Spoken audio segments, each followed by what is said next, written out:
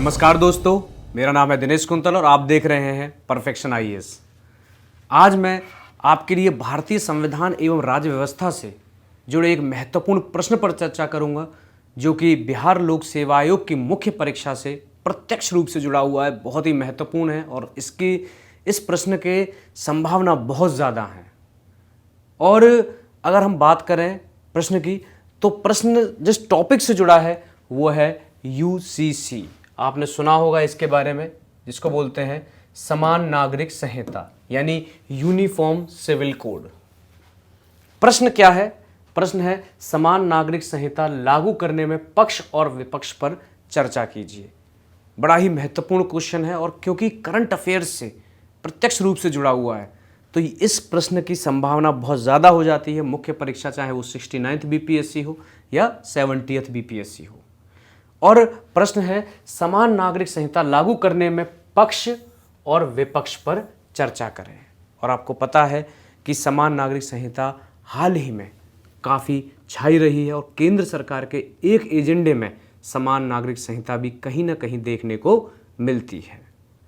अब अगर बात करें समान नागरिक संहिता की, यूनिफॉर्म सिविल कोड की, तो इस प्रश्न में सबसे पहले हमें परिचय लिखना है। और परिचय में सबसे जो वेरी इंपॉर्टेंट जो शब्द है वो है समान नागरिक संहिता। जो कीवर्ड है जिसके चारों तरफ ये प्रश्न घूम रहा है वो है समान नागरिक संहिता। तो समान नागरिक संहिता की परिभाषा लिखनी है सबसे पहले, उसके बारे में लिखना है। मुख्य भाग में लिखना है कि प्रश्न क्या पूछ रहा है, उसका उत्तर, क्यों, और उसके बाद अपना निष्कर्ष, अपना मत दें, अपना सुझाव दें या आगे की राह दिखाएं। तो चलिए इस पर बात करते हैं कि समान नागरिक संहिता क्या होती है और इसके पक्ष में इसके लागू करने से क्या क्या फायदे होंगे, अगर लागू करने में क्या क्या चुनौतियां आएंगी और किस तरीके से लागू किया जाए जिससे कि वो चुनौतियां ना आए। इस प्रश्न में इन्हीं सारे चीज़ों को देखेंगे।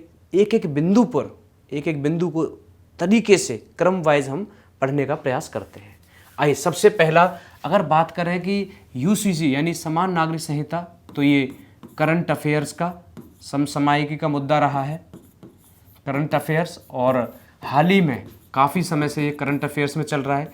सबसे पहले अगर बात करें तो इसको हिंदी में बोलते हैं समान नागरिक संहिता। समान नागरिक संहिता, इसमें एक शब्द है संहिता, इसको बोलते हैं कोड। आपने सुना होगा इंग्लिश में यूनिफॉर्म सिविल कोड, समान नागरिक संहिता। ठीक है, अगर हम बात करें भारत के संविधान की, तो भारतीय संविधान में राज्य के नीति निर्देशक तत्व भाग 4 में आर्टिकल 44 में राज्य को संविधान निर्माताओं द्वारा सकारात्मक निर्देश दिया गया था कि राज्य समान नागरिक संहिता लागू करने का प्रयास करेंगे। लेकिन क्या भारत में समान नागरिक संहिता लागू है? नहीं। इसीलिए वर्तमान में ये चर्चा का विषय रहा है, क्योंकि संविधान में लिखा हुआ है तो लागू करना चाहिए। लेकिन अभी तक लागू क्यों नहीं हुआ? क्योंकि नीति निर्देशक तत्व अप्रवर्तनीय है, नॉन जस्टिसिएबल है, उन्हें न्यायालय में चैलेंज नहीं किया जा सकता, न्यायालय द्वारा लागू नहीं कराया जा सकता। अब संविधान निर्माताओं ने तो राज्य को आर्टिकल 44 में दे दिया कि राज्य समान नागरिक संहिता लागू करने का प्रयास करेंगे, लेकिन ये होती क्या है? तो आपने सुना होगा यूनिफॉर्म सिविल कोड, कोड को बोलते हैं संहिता। संहिता का मतलब क्या होता है? संहिता का मतलब होता है नियम के द्वारा आचरण करना, क्या करना चाहिए, क्या नहीं करना चाहिए, उसके लिए जो समाज में नियम बनाए होते हैं उसको बोलते हैं संहिता। अगर हम बात करें तो संहिता की, तो संहिता दो प्रकार की होती है। एक होती है नागरिक संहिता,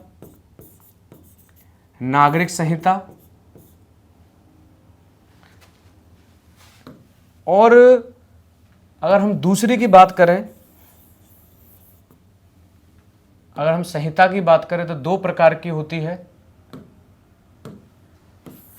एक होती है नागरिक संहिता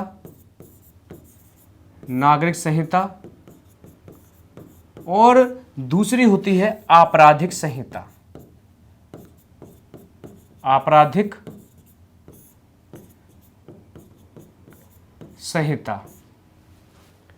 नागरिक संहिता और आपराधिक संहिता। आपराधिक संहिता में क्या आता है? आपराधिक संहिता में आता है कि कौन सा कृत्य अपराध होगा और उस अपराध के लिए क्या सजा दी जाएगी। ठीक है। और भारत में आपराधिक संहिता इस वक्त मौजूद है जिसको बोलते हैं आईपीसी, इंडियन पेनल कोड। और ये संविधान लागू होने से पहले ही लागू हो गया था, जिसको 1860 में बनाया गया था और 61 में लागू किया गया था। यानी 1861 में ब्रिटिश सरकार ने भारत में भारतीय दंड संहिता बनाया था, इंडियन पेनल कोड बनाया था कि किस काम को भारत में अपराध माना जाएगा और उस अपराध के लिए क्या सजा दी जाएगी। इसी को भारत की सरकार ने अपनाया और आज तक ये लागू है। हाल ही में इसको चेंज करने के लिए प्रस्ताव किया गया है।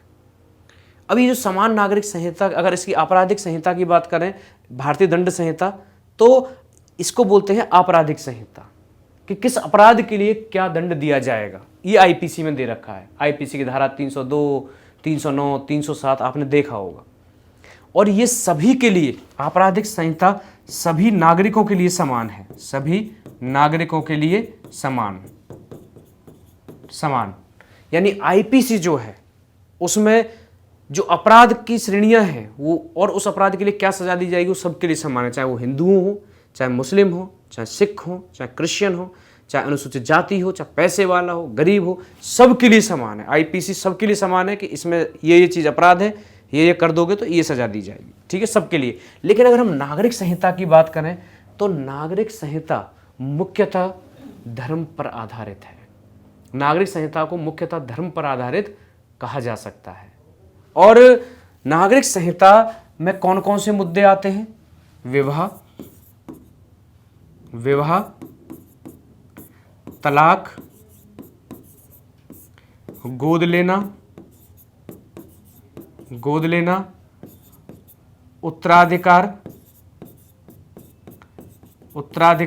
आदि, ये आते हैं नागरिक संहिता में। और आपको पता है हमारे देश में अलग अलग धर्म, अलग अलग संस्कृति, अलग अलग रीतियों से विवाह, तलाक, उत्तराधिकार और गोद लेने वाले जितने भी नियम कानून हैं, सभी के अपने अपने अलग हैं। उसी हिसाब से संसद ने भी अलग अलग कानून बना रखे हैं, जैसे हिंदू विवाह अधिनियम, मुस्लिम पर्सनल लॉ, ऐसे बहुत सारी चीज़ें हैं। अगर बात करें विवाह, तलाक, गोद लेना, उत्तराधिकार, ये सब किस में आते हैं? नागरिक संहिता में। कि किस तरीके से गोद लिया जाएगा, किस तरीके से गोद नहीं लिया जाएगा, और गोद लेने को किस जगह पर, किस धर्म में क्या अपराध माना जाएगा, ये किस में है? ये नागरिक संहिता में। और हर धर्म की अलग अलग नागरिक संहिताएं हैं, यहां से आपको समझे। लेकिन अब सरकार इसी नागरिक संहिता को करने वाली है समान। इसी के बारे में चर्चा चल रही है। समान नागरिक संहिता सभी के लिए, विवाह, तलाक, गोद लेना, उत्तराधिकार जैसे मुद्दे के लिए सभी के लिए एक कानून बनेगा, चाहे वो हिंदू हो, मुस्लिम हो, सिख हो, क्रिश्चियन हो, अनुसूचित जाति हो, जनजाति हो, सभी के लिए।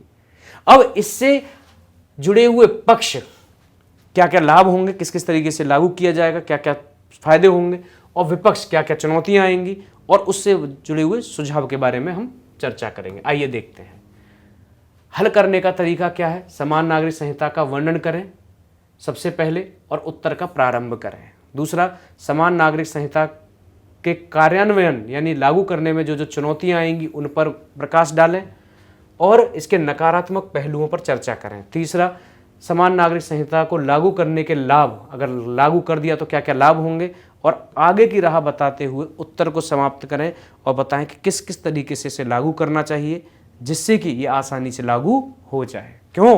क्योंकि धर्म एक संवेदनशील मुद्दा है।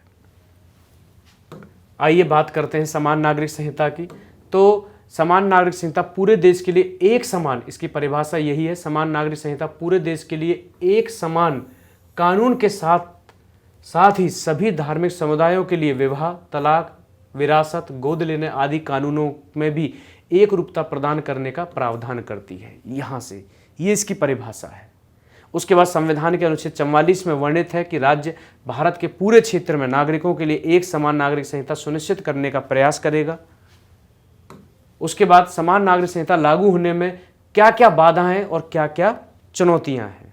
सबसे पहले, समान नागरिक संहिता लागू करने से धार्मिक स्वतंत्रता का अधिकार और संस्कृति का संरक्षण का मूल अधिकार बाधित होगा। सबसे पहले भारत के संविधान में अनुच्छेद 25 से 28 धार्मिक स्वतंत्रता का अधिकार है, जिसमें सभी धर्म अपनी इच्छा अनुसार धार्मिक आचरण कर सकते हैं, किसी भी धर्म को मान सकते हैं, उस धर्म का पालन कर सकते हैं, उसकी पूजा विधि को अपना सकते हैं। उसके बाद धार्मिक संस्थाओं में जो मैनेजमेंट होगा वो भी धार्मिक समुदाय खुद करेगा। उसके बाद किसी धर्म विशेष के लिए राज्य समर्थन नहीं देगा। इस तरीके से बहुत सारे आर्टिकल 25 से 28 धार्मिक स्वतंत्रता के अधिकार हैं। लेकिन अगर समान नागरिक संहिता लागू हो गई तो सभी धर्मों के लिए एक कानून हो जाएगा, शादी, विवाह, तलाक, उत्तराधिकार, विरासत, इन सब से जुड़ा हुआ।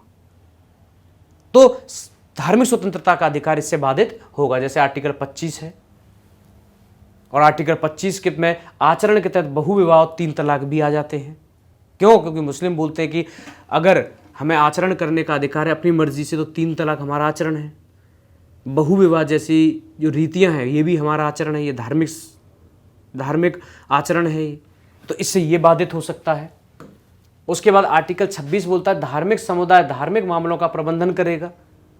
यानी धार्मिक जो समुदाय होगा, चाहे हिंदू हैं तो हिंदू अपने मंदिर मस्जिद को देखेंगे कैसे प्रबंधन करना है, मुसलमान मस्जिदों को देखेंगे, सिख गुरुद्वारों को देखेंगे, और इसमें राज्य हस्तक्षेप नहीं कर सकता। किस तरीके से पूजा विधि होगी, हर धर्म की राज्य हस्तक्षेप नहीं कर सकता। लेकिन यहाँ अगर एक कानून आ गया सबके लिए तो फिर तो एक तरीके से सारी चीजें होंगी। उस केस में होगा राज्य के प्रत्येक नागरिक को भाषा, लिपि एवं संस्कृति के संरक्षण का अधिकार है। राज्य के सब नागरिकों को अपनी लिपि, अपनी संस्कृति का अधिकार है। अब कोई अपनी संस्कृति किसी चीज़ को मानता है, कोई अपनी संस्कृति के हमारे यहाँ गोद लेना इस तरीके से होगा, कोई धर्म बोलता है हमारे यहाँ गोद लेना इस तरीके से होगा, कोई बोलता है हमारे यहाँ तलाक या शादी से जुड़े ये नियम है। तो आर्टिकल उन जैसे ही अगर समान नागरिक संहिता लागू हुई तो ये भी बाधित होगा। तो भारत में अगर बात करें तो बड़ा मुश्किल है, क्योंकि धार्मिक स्वतंत्रता का अधिकार एक मौलिक अधिकार है, और समान नागरिक संहिता लागू हो गई तो इनके अधिकार छिन सकते हैं और उसमें वाद विवाद को बढ़ावा मिल सकता है, न्यायालय में केस जा सकते हैं। दूसरा है भारत में धर्म अत्यधिक संवेदनशील मुद्दा है। भारत में अगर बात करें धर्म अत्यधिक संवेदनशील मुद्दा है, और आपने देखा होगा इतिहास में और वर्तमान परिप्रेक्ष्य में भी कई जगह पर धर्म को लेकर कई बार सांप्रदायिक दंगे भी हो जाते हैं। तो धर्म एक संवेदनशील मुद्दा है, और समान नागरिक संहिता लागू करने से अल्पसंख्यक वर्गों के मन में असुरक्षा की भावना आ सकती है, और जिससे सांप्रदायिकता एवं आतंकवाद को भी बढ़ावा मिल सकता है। अगर समान नागरिक संहिता लागू हो गई तो अल्पसंख्यक वर्ग हैं, ऐसा हो सकता है कि वो सोचें कि हमारे खिलाफ ये सारी चीज़ें की जा रही हैं, जिससे आतंकवाद और संप्रदायवाद को बढ़ावा मिल सकता है। उसके बाद भारत में इतिहास से ही समान नागरिक संहिता नहीं रही है। भारत में ऐसा कभी नहीं रहा है। भारत में मुसलमानों के अलग अलग कानून होते थे, शादी, विवाह, तलाक, उत्तराधिकार, गोद लेना। हिंदुओं के अलग थे, सिखों के अलग, क्रिश्चियन के अलग। अगर समान नागरिक संहिता लागू हो जाएगी तो इतिहास की जो परंपराएं, रीति रिवाज हैं वो भी समाप्त हो जाएंगे।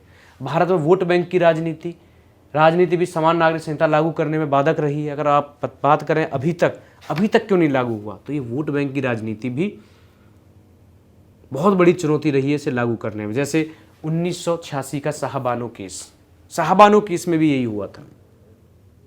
शाहबानो केस में भी एक धर्म को पक्ष देने के लिए सरकार झुक गई थी, और शाहबानो के विपक्ष में डिसीजन कानून बना दिया था। इसकी वजह से भी समान नागरिक संहिता नहीं लागू हो पाई है। भारत के बहुलवादी समाज में सभी वर्ग अपनी अपनी जीवन पद्धति को अपनाने के लिए स्वतंत्र होने चाहिए। भारत में बहुलवादी समाज है, अलग अलग धर्म, अलग अलग संस्कृति, अलग अलग रीति रिवाज, तो उसमें समान नागरिक संहिता बाधक हो सकती है। सभी को फ्रीडम होनी चाहिए। तो इस तरीके से हमने जाना कि किस किस तरीके से चुनौतियां आ सकती हैं, किस किस तरीके से विपक्ष में तर्क है। लेकिन अगर हम बात करें पक्ष में तर्क कि क्यों होनी चाहिए समान नागरिक संहिता, इससे क्या क्या फायदे होंगे, तो सबसे पहले धार्मिक आचरण नहीं, सबसे पहले नागरिक संहिता के विषय जैसे विवाह को और तलाक को धार्मिक आचरण नहीं माना जा सकता। और न्यायपालिका ने 3 तलाक को धार्मिक आचरण नहीं माना है। ठीक है। तो नागरिक संहिता के विषय जैसे विवाह और तलाक को धार्मिक आचरण नहीं माना जा सकता, अर्थात समान नागरिक संहिता को लागू करने से मौलिक अधिकार का उल्लंघन नहीं होगा।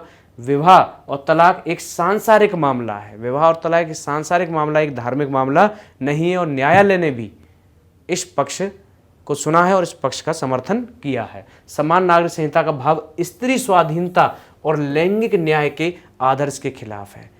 क्यों? क्योंकि 3 तलाक में 3 तलाक हो या फिर 3 तलाक हो या बहुविवाह हो या कई सारी चीज़ें, या हिंदू सिख कई सारे धर्मों में अलग अलग, तो इसमें सबसे बड़ी जो प्रॉब्लम आती है वो महिलाओं को आती है। तो समान नागरिक संहिता से स्त्री स्वाधीनता को बढ़ावा मिलेगा और लैंगिक न्याय को बढ़ावा मिलेगा। ऐसे मनमाने रवैये को बढ़ावा समान नागरिक संहिता आधुनिक मूल्यों के समक्ष है। अगर समान नागरिक संहिता लागू हो गई तो इससे ये आधुनिक मूल्यों के समक्ष है और इससे आधुनिकरण को बढ़ावा मिल सकता है। जब एक हो जाएंगे, एक धर्म एक जाति और एक कानून हो जाएगा सभी धर्म सभी जाति सभी के लिए, तो इससे आधुनिकरण को बढ़ावा मिलेगा। समझ में आया? नहीं तो क्या होगा, फूट डालो राज करो नीति, यानी अलग अलग रहकर प्रॉब्लम बन सकती है। सांप्रदायिकता, तनाव, दंगे, ये सारी चीज़ें देखने को मिल सकती हैं। उसके बाद अगर बात करें कि अपने सुझाव, ये हमने पढ़ा विपक्ष में तर्क, पक्ष में तर्क, अब किस तरीके से लागू करना चाहिए अपने सुझाव, तो निष्कर्ष में लिखना है बड़े पैमाने पर जागरण अभियान चलाना चाहिए। एक साथ लागू नहीं करना चाहिए कि रात में जैसे नोटबंदी हुई, नहीं। अगर समान नागरिक संहिता लागू हो गई तो उस केस में बड़ी दिक्कत आ सकती है देश में। एक साथ लागू नहीं, सबसे पहले बड़े पैमाने पर जागरण अभियान चलाना चाहिए, लोगों को बताना चाहिए इसके ये फायदे हैं,